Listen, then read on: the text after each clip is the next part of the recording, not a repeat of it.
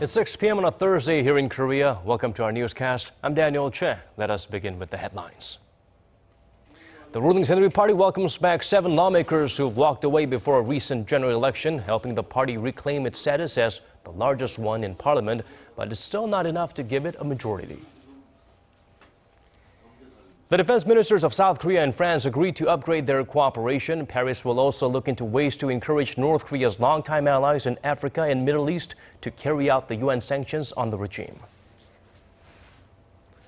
It began as a probe into shady dealings within Lotte Group's murky corporate structure. Prosecutors are now shifting their focus to the conglomerate's chemical arm to investigate allegations it used a Lotte subsidiary in Japan to create slush funds. Korea's ruling Saenuri Party has regained its status as the largest party in parliament after losing the credentials in a recent election. To replenish its ranks, it's welcoming back veteran lawmakers who left amid election strife. Park Ji-won starts us off with the comeback of some heavy hitters. The ruling Saenuri Party's interim leadership body decided Thursday to welcome back 7 lawmakers who left the party right before the general election in April due to internal feuds over the candidate nomination process. 4 of the lawmakers, including former floor leader Yoo Seung-min, have already won immediate approval for their applications to rejoin the party. As expected, the other 3 members will soon submit applications as well. With the decision, the ruling Saenuri Party now has 126 of the Assembly's 300 seats, making it the largest party once again. The main opposition Minju Party of Korea has 122 seats. However, experts say being the largest party is not very significant without a parliamentary majority. They say the greater significance lies in the idea that the party's interim council allegedly went against the advice of the presidential office. The significance of being the largest party was relevant when the parliament decided standing committee chairs and the assembly speaker, and that phase is over. And even though the Saenuri Party has become the largest party again, it still lacks a majority, so the party still has to work with the opposition. I think it's more meaningful that the party made a decision that was independent from the suggestion allegedly made by the presidential office. Officials at the presidential office had reportedly indicated that it hoped the party would hold off on making a decision until after the party convention in August, because most of the returning members are from the wing of the party that's now with the president. But the ruling party welcomed the former members back on Thursday, saying it is the first step towards innovation and integration within the party. Park Ji-won, Arirang News. The prospect of revising the constitution has become a hot-button issue in Korea's political arena. The newly named National Assembly Speaker vowed to accomplish that goal within his term, though he hasn't revealed much details on how he will get it done. Shin Se-min tells us more. National Assembly Speaker Chung Se-kyun says that revising the constitution is a task that must be done during the 20th National Assembly. During his first press conference since he became Speaker, Chung said the issue is no longer a subject of debate, but a matter of will. He said politicians should work together to create a set of laws that are suitable for Korean society as it is today, not as it was when the constitution was established 30 years ago. Revising the Constitution is an extremely important issue and one that should be given thorough consideration. The political parties and the general public should come together to resolve it. Though he didn't say when or how it would happen, Chung promised the 20th Assembly would take up the job of revising the Constitution before its 4-year term ends. Chung also said the Assembly would revisit a bill vetoed by President Park that would have allowed Parliament to have more hearings. He said he would abide by the Constitution and the law in deciding whether to bring the bill up for review as is or revise it before putting it up for a vote. He added that as the National Assembly Speaker, he will do all he can to make the Parliament work for the public. Shin Se-min, Arirang News. President Park Geun-hye invited a group of war veterans, men of merit, and their families to the presidential office for lunch this afternoon. She said Korea is facing very difficult challenges in all areas from security, the economy, and society, but emphasized she has faith in the power of Koreans and that together they can turn crisis into opportunity, just as the patriots and those who went before them did. She also touched on domestic issues, reaffirming Seoul's initiative to denuclearize Pyongyang through cooperation with the international community in order to bring about peace on the Korean peninsula. The president said her administration will complete its 3-year economic innovation plan, as well as structural reforms in the 4 sectors of finance, labor, education, and public governance. South Korea and France will explore the possibility of jointly imposing further sanctions on North Korea in addition to the UNSC measures. They've also vowed to boost military exchanges and defense technology cooperation. For details, let's turn to our Kim Hyun-bin. Meeting in Paris on Wednesday, Seoul's Defense Minister Han Min-gu and his French counterpart agreed to consider extra sanctions on Pyongyang, noting the seriousness of the nuclear and missile threats posed by the regime. A senior South Korean defense official also said France agreed to use its influence to encourage its friends in Africa and the Middle East to actively carry out sanctions on Pyongyang. The French minister emphasized that France's stance on the issue is strong, simple, and clear. In addition, the two ministers also vowed to expand France's participation in military drills conducted in South Korea, including ones that include U.S. troops.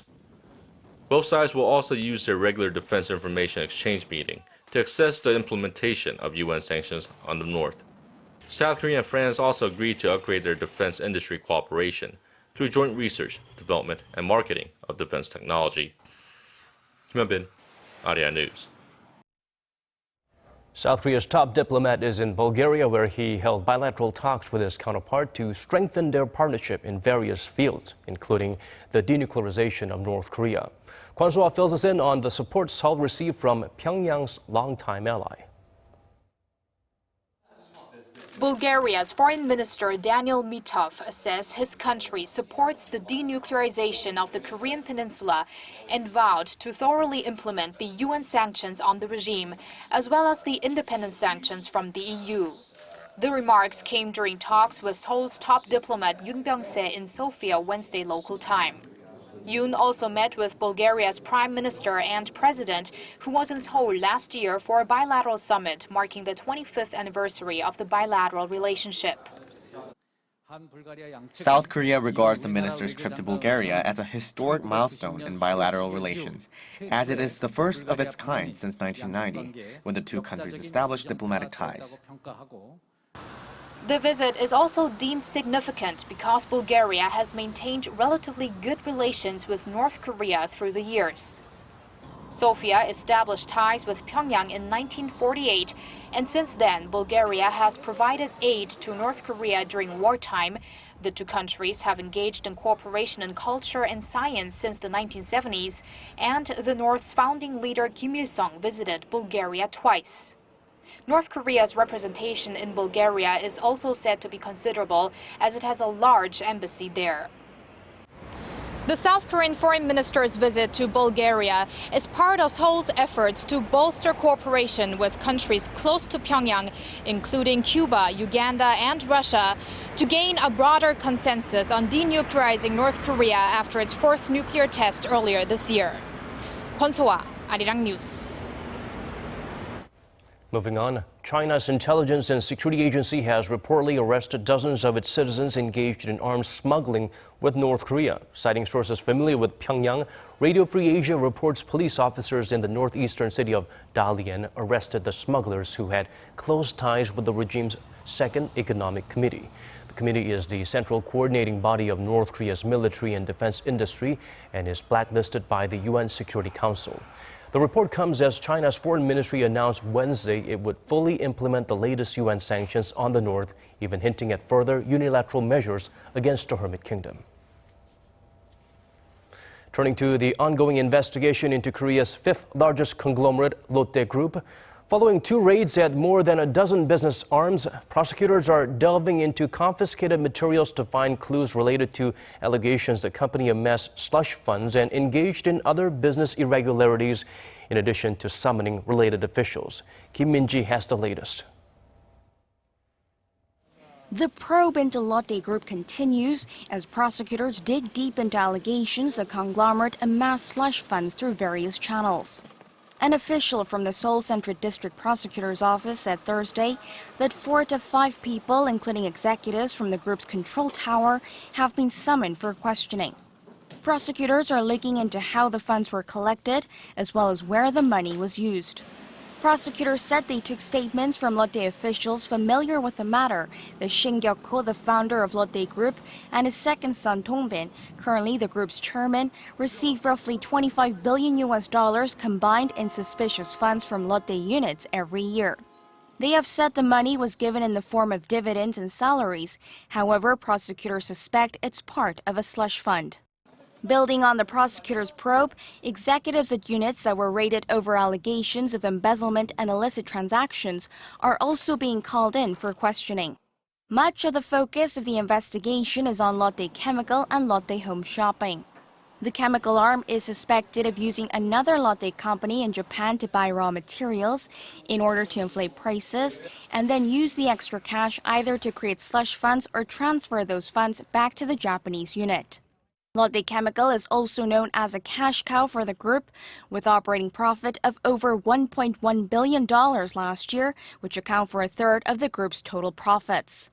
Lotte Home Shopping is suspected of having committed business irregularities in the process of acquiring Chinese firm Lucky Pie. In 2010, Lotte Group set up a paper company to acquire Lucky Pie, and it was carried out by Lotte units investing $160 million into the paper company. Prosecutors say they plan to summon more officials and also plan to work with authorities in Japan to obtain materials from Lotte units based there if necessary. Kim Min-ji, Arirang News. And as widely expected, the U.S. Federal Reserve held interest rates steady. As the Fed also sees more gradual hikes in the future, it has given Korea's central bank more room to maneuver its monetary policy. Hwang Jae looks beyond the numbers. The Federal Reserve has kept its key rate steady at 0.25 to 0.5%. The decision made at the U.S. Central Bank's June meeting on Wednesday comes as the country deals with an uncertain job market. Now the labor market appears to have slowed down, and we need to assure ourselves that the underlying momentum in the economy has not diminished. The Fed chair added that the possibility of Britain leaving the European Union in an upcoming referendum was also a factor in the bank's decision. Clearly, this is a very important decision for the United Kingdom and for Europe. It is a decision that could have consequences for economic and financial conditions in global financial markets. The Fed also predicted more gradual hikes over the next few years as it cut its growth projection for the U.S. economy to 2% for this year.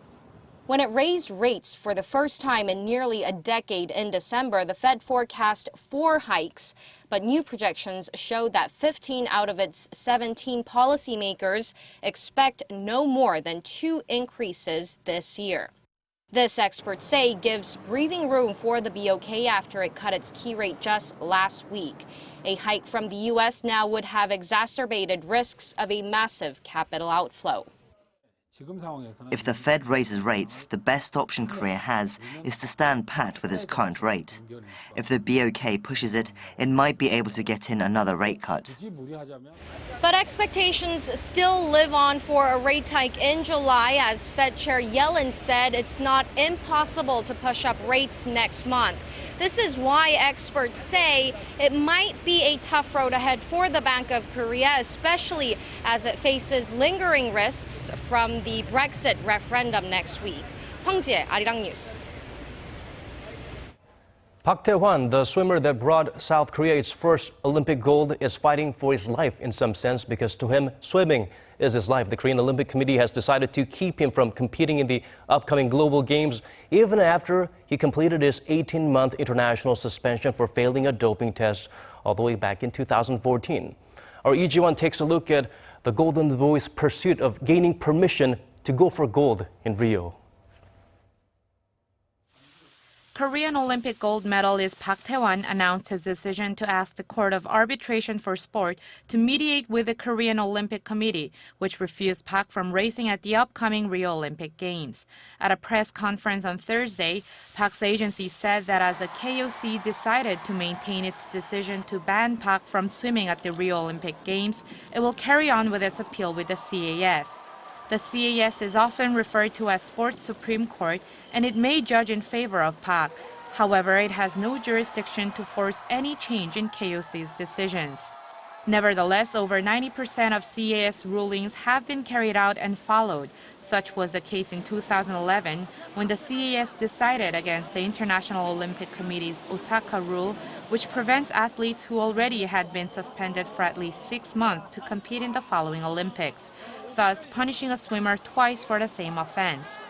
As the deadline to finalize the national team roster is July 18, the CAS has agreed to expedite its ruling by July 8 so that Park would still have a chance to compete in Rio should the tribunal rule in his favor.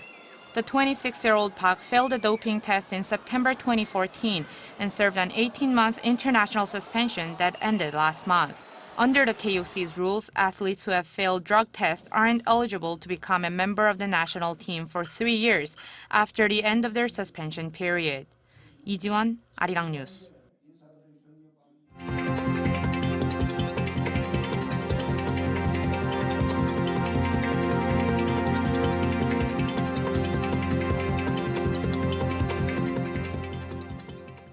And that brings us to the end of this hour's newscast. As always, thank you for watching.